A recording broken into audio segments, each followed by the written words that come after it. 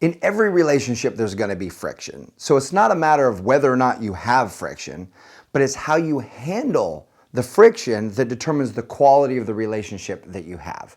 And so today, to serve you, I'm going to share with you one idea, one principle that you can use in moments of friction. You can use in moments of fighting and conflict that can help you return the relationship back to connection, back to love even faster.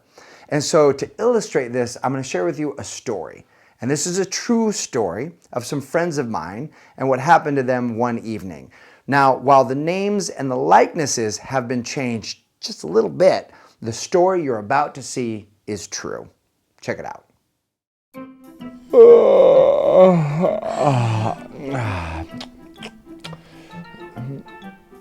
Hey, babe.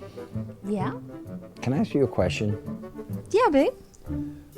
When are you gonna get some new pajamas and throw those old frumpy ones out? Oh my gosh. Are we at the point where we're so comfortable with each other that our intimacy is suffering? Oh my gosh, he doesn't think I'm sexy. He's not attracted to me. This is where our relationship goes downhill. This is it. This is the turning point. This is when it happens, and we have to split up now. I'll have to move out. Well, I could get a place downtown. Besides, I can wear whatever I want. I'm a grown-ass woman. I'm not here to please him. Earth to Stacy. No, come on, brain. You're not my friend right now. Get a hold of your mind. Take a deep breath.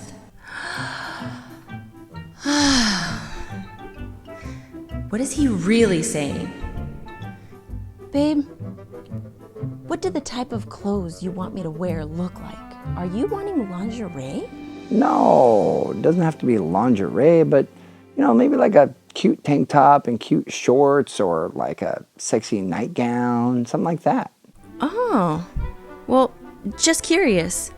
What are some adjectives for how you see me? Babe, you're my babe. You're like sexy and beautiful and cute and sassy and creative.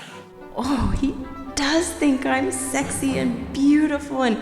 Wait, sassy and creative?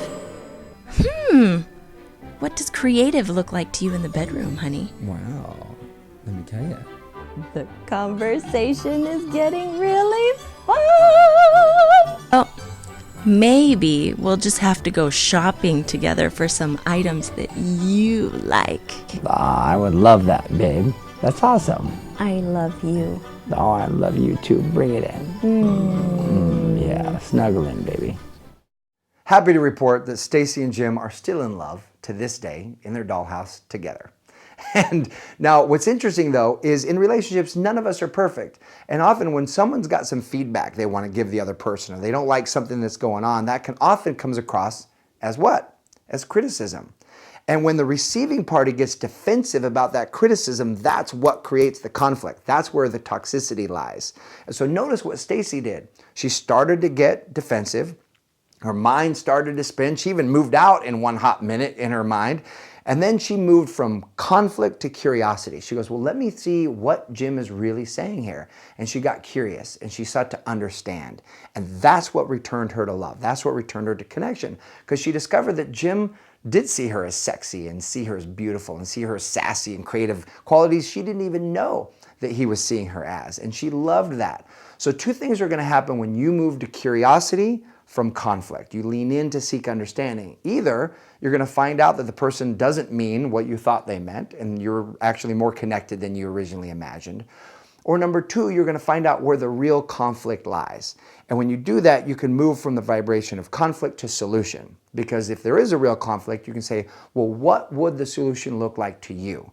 And ask your partner to solve it. Ask your partner to share the solution. And then when you come to a solution that you both agree on, the added benefit of you seeking to understand first is at the end you can actually request for them to approach you in a way that feels good to you. And this is the icing on the cake. This is the top of the whole thing, is where you say, and my wife and I do this often, you say, honey, after you come to the solution, say, can I ask you for a favor? And she'll say, yeah. And they say, for me to really receive that feedback moving forward, if you want to give me feedback like that, here's the way I would prefer that you would say it from the beginning. And that way I can really hear it and take it in. And she'll go, okay, you know what? I can do that. And so then you can actually find a way to communicate that moves out of conflict and into connection much faster. So my question to you is, what strategies work for you in solving conflict and moving back to connection and love faster? Go ahead and post a comment in the comment section below. I appreciate you. Thank you so much for watching, and I'll see you soon. Oh yeah, baby. Now that's what I'm talking about. Daddy like it. You like it? Yeah, show me what you got. Oh yeah, I like that. Hey baby, watch this. Yeah. Oh yeah. Check it out. Oh yeah. Yeah. Oh yeah. Yeah. Oh yeah. Now, hey baby, snuggle up. Oh yeah.